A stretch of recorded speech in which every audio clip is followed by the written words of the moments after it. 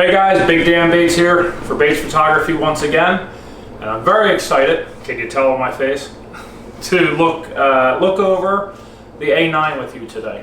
This is the first chapter of my complete walkthrough of the A9 system. We're going to go section by section. I'm going to break this up into multiple videos. The last one for the 6500 was one very long video, and there were a few people, even though I had annotations where you could click to a time stamp and go to a specific section, the input I got was they wanted to see different individual videos. So we're going to do that. So there's like tab 1, camera tab 2, there's different sections. So each section will be its own video, which is smart because the menu on the A9 is a little more involved. There's a lot more options because it is a pro body camera. So that's how we're going to do it. Now this first chapter here, we're doing a general overview of the camera. So we're going to get right into it here. My video is trying to run long. I got to watch that because this will be a lot of content. So for the general overview, it's a full frame camera, obviously. It's the Sony A9 E-mount. They do sell, Sony has their own branded, there's a Model 3 and a Model 4 adapters to adapt this to Sony A glass. And of course there's a million other adapters to adapt Canon glass to it. And I get a lot of guff when I make this comment, but all it takes is a Google search to see there are adapters to adapt Nikon glass or Nikon glass to the E-mount as well. They just haven't been proven to be the best quality yet. So it's an all-around solid, great camera. It technologically is leaps and bounds ahead of anything on the market, even Sony's own cameras. But as far as some of the other camera makers, the technology that's in this exceeds anything that they're going to be doing anytime soon. That being said, you stick with what you know, you stick with what you're comfortable with, you stick with what you have, thousands of dollars of glass invested in. This is not by any means a Sony sales pitch. So let's get into the camera. So to start out, they redesigned all of their knob systems. So if we see this here, this on the 65s used to be your aperture. Now it's exposure compensation. Now this is one of the only knobs that will move freely. This here, which is your shoot mode, you have your same as usual. You have your manual, shutter priority, aperture priority, program, auto. There's 3 memories, your video, your S and Q, your slow motion. And what they have added to this is this little push button. This knob is locked unless you push that button down first to change it. I really like this improvement. I carry my cameras on holsters, and oftentimes as they flop around on my side, depending on what lens or if there's a flash, I do notice my knobs tend to get knocked and switched on me. This side here now, they have taken your drive mode and your focus modes out of software and put them on hardware. So for your drive mode here, you have single, high speed, medium speed, low speed, brackets, and self-timer. And again, that has its little release button here. And then on the bottom, you have your autofocus single, autofocus continuous, DMF, manual focus, and that little release button is right here. And there's a little tab on back that you use to switch them with. So also new to this body, as you would expect to see on a pro body, we have this little dial up front here, as well as this little dial back here. By default, this is set up as aperture. This is set up as shutter speed. You can switch them in the menu, which we'll get there when we get there.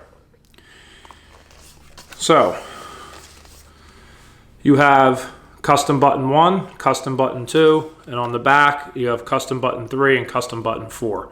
So even though every button is mappable, we now have 4 custom buttons that we can adjust to suit our individual needs if we don't want to take away the functions that are already programmed. Now, out of the box, center wheel button is eye autofocus. I think that's one of the best spots on the camera to have it. I'm glad that since the 6500, that has been the pre-programmed position for it. It makes it very comfortable when you're shooting to go there. Also new to this body, joystick.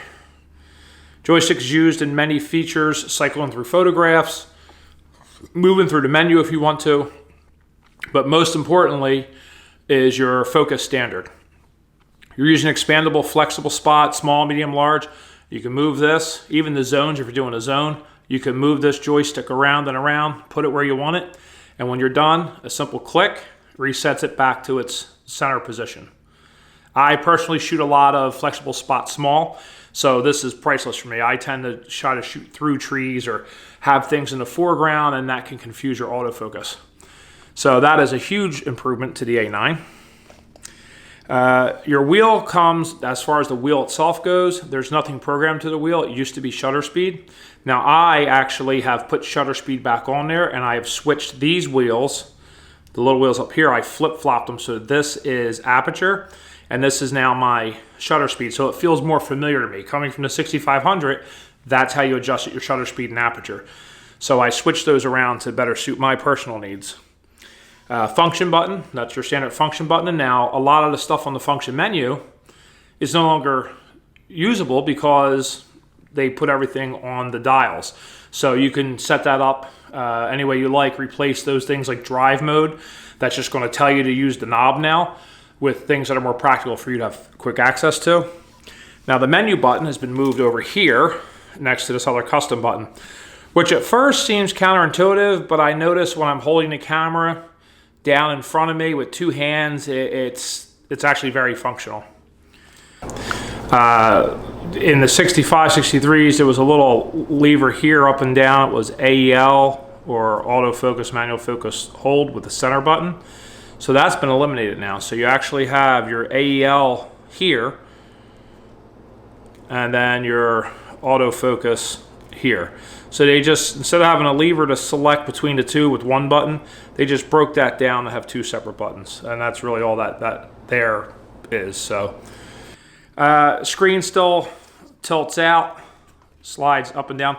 The screen is noticeably thinner than the other, like A6500s. I'm not sure what the screen on the A7R2 was like.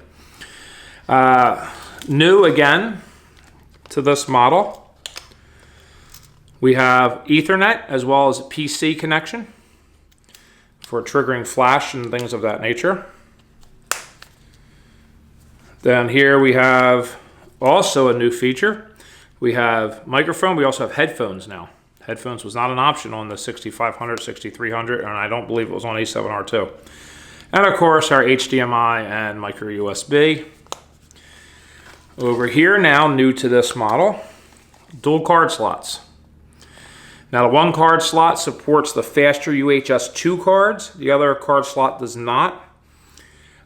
They've caught some guff for that, but the bottom line is you really don't need that 200 and plus megabits a second write speed for photos. But for 4K, it's beneficial. So that's why they did that, because you can set it up to photos to one, 4K, video to the other. I have it set up simultaneous video and photos to both. The whole point of this camera for us is it's a wedding monster. This is going to be the wedding camera of the century, and yeah, I like the idea of always having a backup, because the last thing you want to do when a bride pays you to shoot her wedding and record her day that they've invested so much time and money into, and you get home and something's wrong with your card and none of their pictures exist anymore, it's not a good situation to find yourself in. So the dual memory card slots are amazing for this new model. Because it is the Pro body, eyepiece is in the center, as opposed to 6500, 6300, 6000, where it's over here. A7R2 and those other models, Pro body styles, are also in the center. For us, that's a change, because this is our first full frame Sony camera. So that's just a quick overview of the exterior of it. Now the battery compartment now is just a battery compartment. And the battery is, I wouldn't say significantly bigger than the 50. This is the NPFZ 100. The ones in the 65, the A7R2, they were, you know, NPZ, whatever, 50s. So they're technically twice the capacity, but I would not say that they were twice the size. They are shaped in such a way they can only go in one direction, but in general, the connector goes down and out in order for that to click in. Now it is a full frame, as we said before. It's very pretty to look in there. Diopter has, I don't know, on the A7, I can't speak for the A7R2 or the A7R, A7S. 6500s, it existed down here and it was kind of awkward to get to. The diopter is now right here and it's much easier to adjust. You can actually look into the lens while you're adjusting the diopter and it makes it easier. The eye cup does not stick out very far. I'd be curious to see if they released an eye cup, even an aftermarket eye cup that came out a little broader. For my big features, everything on me is a little exaggerated. I find this bangs into my eyebrow and I'm still getting a lot of light around the side, so I'd be curious to get a larger eye cup for that. Hopefully it'll come out with that. Standard multi-interface Sony mount. And then on front, of course, also just to point out, I guess, you have your lens release here, which is standard. You have your light or IR receiver here for a remote, and your light sensors right over here. So that's the gist of the movie button has also been moved from the 6500s. It's right here, less probable of being accidentally pushed. But in the menu, as you'll see with the suggested settings, I switched that to movie mode only, because on the 6500, when it was right here, I was always bumping it and just recording movies without even realizing I was recording movies. So an easy way to solve that, regardless of where your movie button is to take it and have it just set as only when shooting movies, or only when in movie mode. So a little heavier, much more solid, fatter, heavier grip, which in my hands still looks like a toy. My bottom two fingers barely fit on it, but I'm an anomaly, so what can you do? Great camera. So that's the end of this overview. I guess one thing I will do, because I am a nerd and I am a dork, and I guess as much as I try to go against the grain, this particular feature does excite me a little bit. So just for the sake of it, here's an example of that 20 frames a second. I think it's pretty awesome. So we're going to go ahead and start doing each menu section. I'm hoping to get these done in rapid succession so that, you know, maybe one will go up a day or maybe two will go up a day. I got to see how long it takes for me to actually get them done. You know, like I said, today I'm cheating. I'm kind of doing this at work in one of the model apartments here. Great camera, very promising. We're going to do some extensive testing on this outside of this menu walkthrough series. You know, we'll be generating our A9 video series in general, and we'll be doing testing and seeing about if there's any validity to the overheating rumors, which I haven't found yet at all with the use that I've had it. We're doing a pretty extensive shoot, my wife and I both, on our individual A9s in a couple of days here. So we may have some footage of that, as well as if we're shooting 3 hours straight under intense lighting and everything else in the studio shoot. I'll be curious to see if we get any indication of that. But they'll all be in follow-up videos, so please like or subscribe to not miss any of this. There's going to be several videos coming out in the A9 series. The complete menu walkthrough is the very first thing I'm trying to get done for you guys. I did it for the A6500 and it was well received.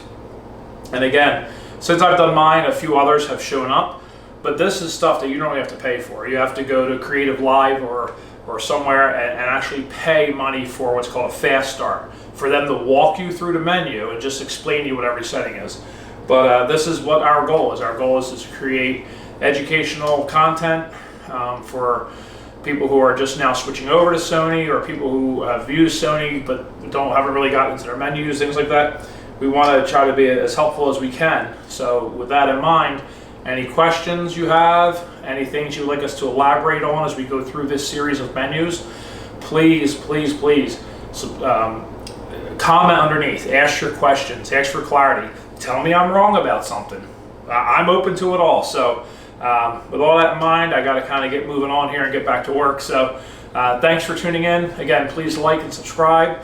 And if you would also, if you want to get updates for things, you can go over to our Facebook page, facebook.com/batesphoto.net. And then our website, of course, is batesphoto.net. You guys have a great day, and I'll be up with the first section of the menu very soon. Thank you.